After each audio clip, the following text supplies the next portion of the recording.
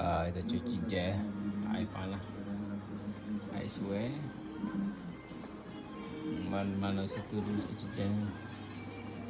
Agak kotor kan. Kita ni biar bekok dulu.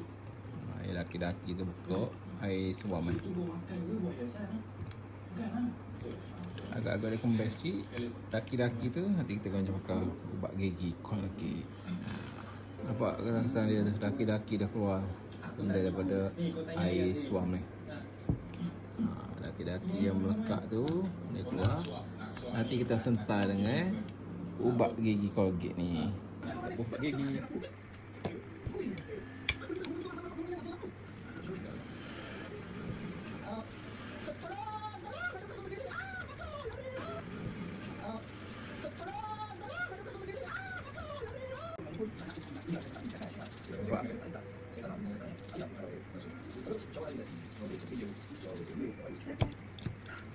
Pak. 3.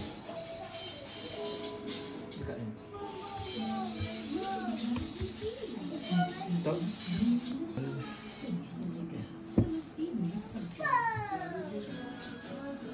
Stop. 3. Dekat. Tengok. Macam baru pakai Colgate tak payah basuh kedal.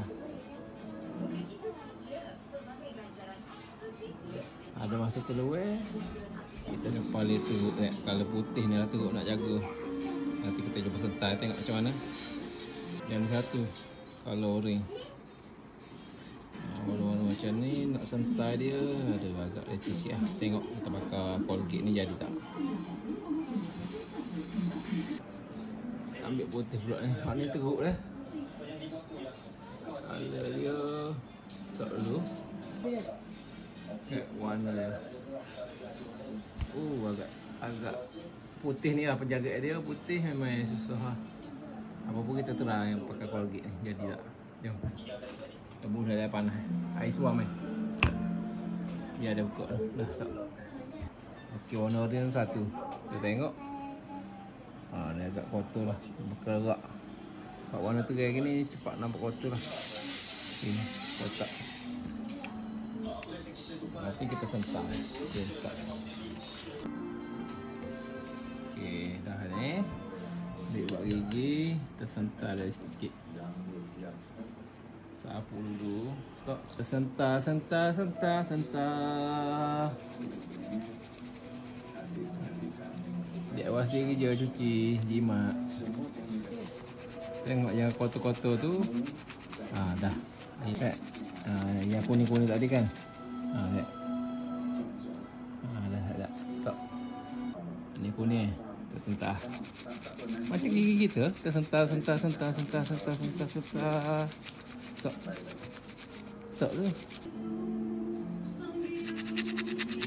Kita sentar sampai dia setakat yang boleh. Dah.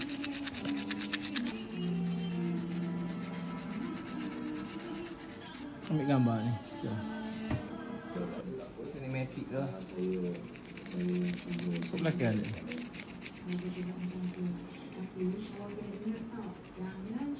Dah. Hasil cuci. Cuma ada kuning-kuning sikit lah. Bagi putih dah ada.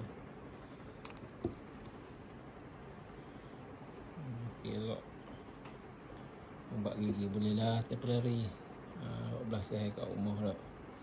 Cuci.